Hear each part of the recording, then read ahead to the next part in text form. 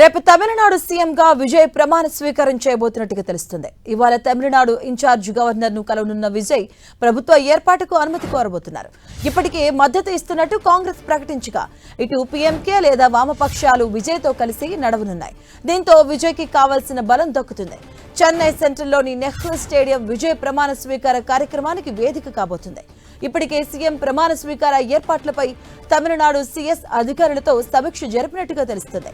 ఇటీవల జరిగిన ఎన్నికల్లో విజయ్ నేతృత్వంలోని టీవీకే 108 స్థానాలను గెలుచుకొని అతిపెద్ద పార్టీగా అవతరించింది. ప్రభుత్వాన్ని ఏర్పాటు చేయడానికి కావలసిన మెజారిటీ మార్కుకు కేవలం 10 సీట్ల దూరంలో నిలిచింది.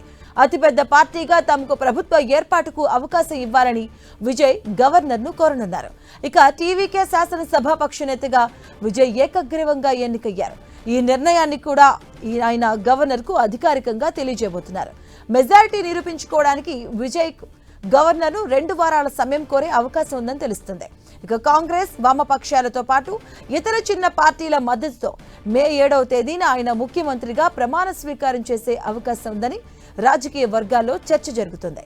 దాదాపు 50 ఏళ్ల తర్వాత తమిళనాట డిఎంకే ఏఐడిఎంకే కాకుండా 3వ పార్టీ అధికారంలోకి రావడం ఇదే తొలిసారి కానుంది.